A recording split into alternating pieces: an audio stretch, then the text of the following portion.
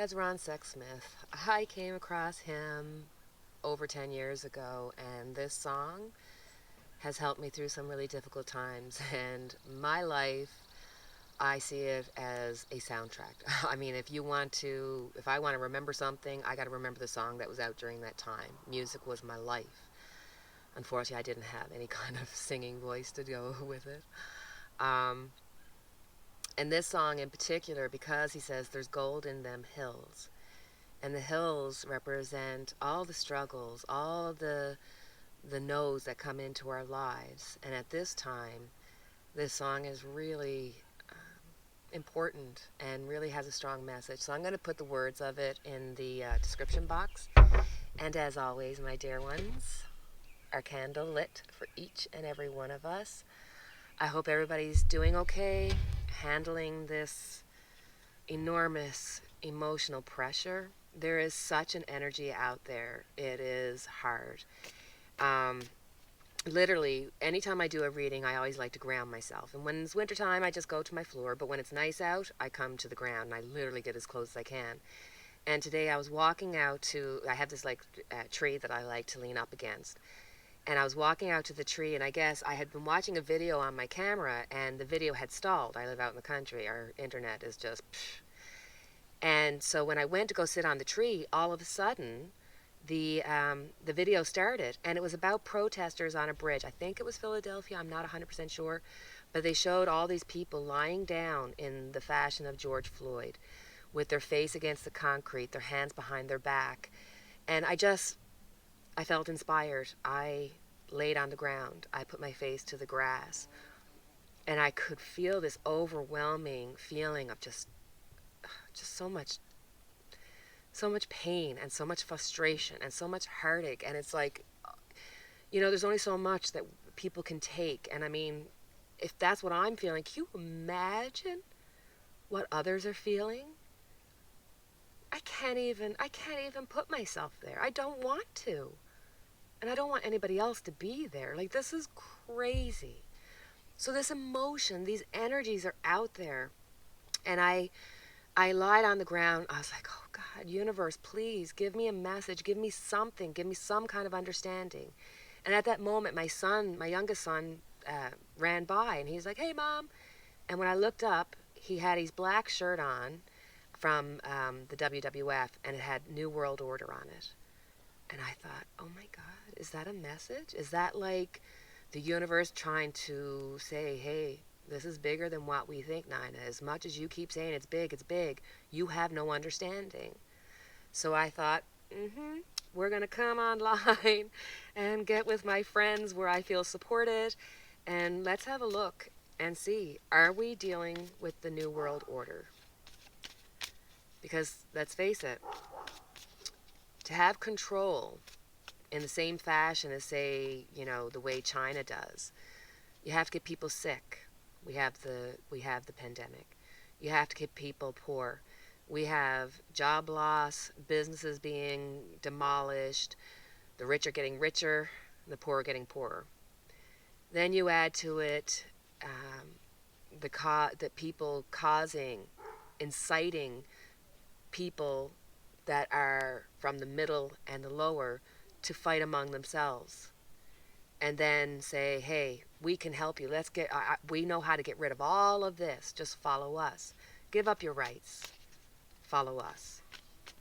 And I'm going to look into the fact that they're tracing, that they use for COVID, they're now tracing people that they consider violators at the protests. New World Order, our rights being given up. Guys. So I tried to set it up a little bit differently, so hopefully you can see the layout of the cards. And let's see how this goes, guys. New World Order.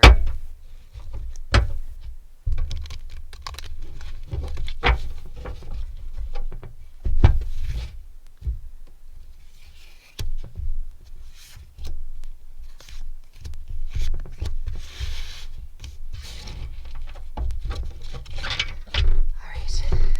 I'm not sure if you're going to be able to see them. I'll still show them to you.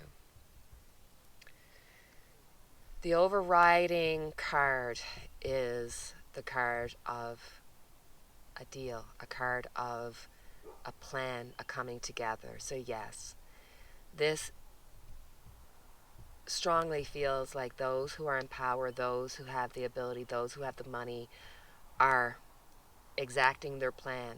Circumstances came up that were ripe. When you look at when George Floyd lost his life, there were way too many people that looked like they already had it planned. They already had the bricks ready. They already had people dressed up as police officers, dressed up as people that are there to help, and they were actually there just to cause more struggle and pain.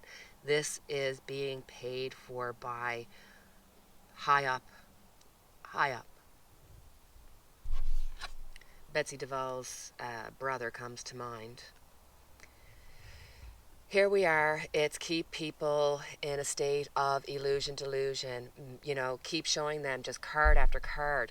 Look at this, look at that, look over here, look at this, look at the economy, look at your death, look at your sickness, look at. And if they keep you confused, they don't get the right message, they don't get the information out. They're making sure that the media is not getting the right messages out. You keep people under, and then they have no other choice but to say anything's better than this, and they give up. And that works towards the New World Order.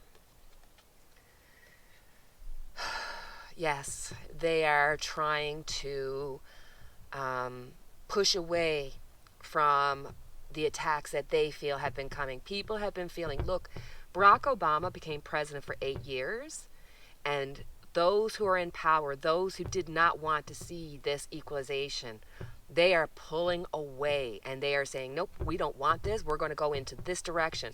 And they're going to bring all their bad thoughts, processes, everything. And this is the Americans being just pushed away.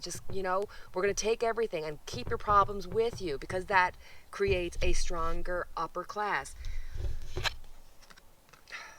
Yes, yes, yes. They are stealing. They are literally stealing the emotion, the intellect, the money, the soul of the American people. They are doing this because they want to have ultimate power. They don't have it yet. They have left things that show what's happening, and people need to wake up and realize that there's a bigger story happening here. There's just too much happening. I want to look at Bill Barr, because he's the one that has allowed for the riot police to go in and remove people before Donald Trump made his pathetic photo opt. So I want to see, is Bill Barr part of this New World Order? Because think about it. Anybody who's new and coming up, or that have kept into a more liberal-leaning politics, they want to help, like if the AOCs, these people. But all the ones like Lindsey Graham, Bill Barr, they're all holding the status quo. And these are lifetime politicians. They were there during the time of Bush. They were there during the time of everything. And they've all made their money. They've become millionaires. They've gotten, corrupt with power. So I want to know, is Bill Barr working for the 1% elite towards this New World Order? Is Bill Barr doing the bidding of Russia and all the oligarchs and the people that have money?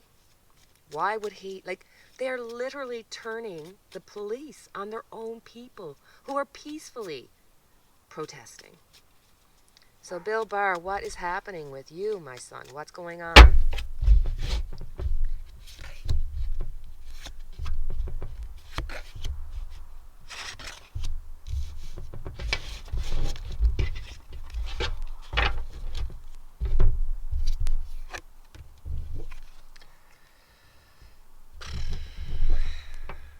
You're talking about arguments, division.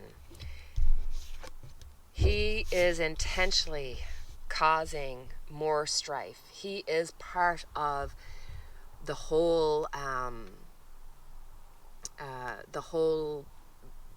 business of everything. He is thick into this. He is in this thicker than Trump. And he is causing the division. He and his cronies are going to continue to fight. This has been This has been a lifelong journey, and living on the edge of what's right and what's wrong, living on the edge of what you can get away with. And it's almost like at this point, he's going to come to a time of defeat. Because I see the Queen of Swords. The Queen of Swords is a no nonsense, I'm not putting up with anything. They are going to see the deceitfulness. They're going to call out the deceitfulness. And the sun is going to shine. The eventuality is that this man's going to be called out for his behavior. So, yes, Bill Barr is an active player. But from the fact that the overall sense is confusion and fighting, which way to go, it's going to have a legal element to it, or at least people that are just going to say no, because the sun is being shined. I'm telling you, in this time of 2020, everything that needs to come out is going to come out. And June is going to be an exceptional month of things coming out. I mean, it's not even just in politics. You look at any position, like, you know, stars, singers, everybody is coming out and saying, nope, we're going to tell our truth. I feel like I wish George Carlin was alive today to watch all this going on, because he has literally been like, I don't trust the government, we're idiots. And man, everything he was talking about all these years are still what we're dealing with.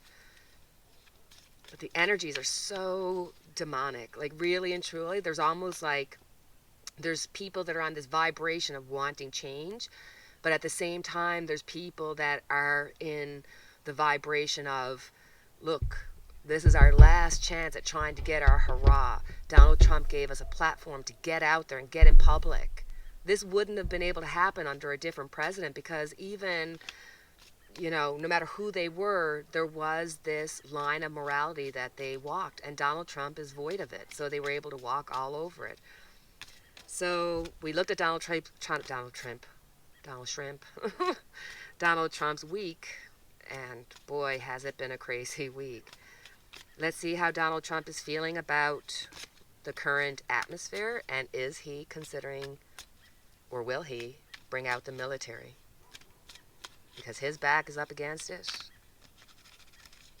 Let's have a look. Donald Trump, will he... The card came out.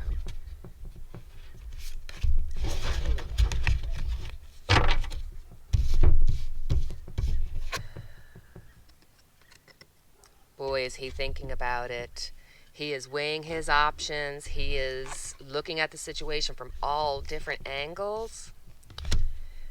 We have him trying to hold on. He's trying to hold on to his assets. He's trying to hold on to his power. He's trying to hold on to this delusion of him being the most powerful wartime president.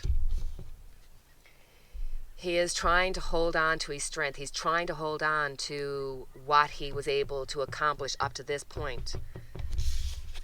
But he is going to be defending himself, defending his actions. This is going to be continuous.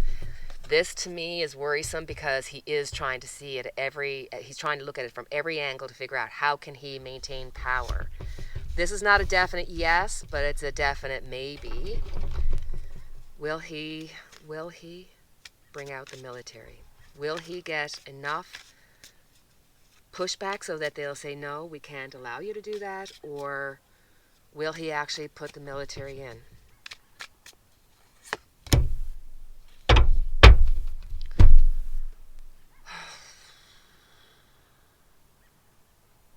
He's insecure, he has a lack of self-confidence, but he has the ability to do it. I think if he is... I think there's a strong possibility that he might push it until he finds somebody who's willing to do it. It's not a definite, guys. It's a definite maybe. He has the ability, but do they have people around him that are willing to stop him? Let's have a look. Will somebody stop him? What's going to be Will somebody stop him from bringing the military in on strong force?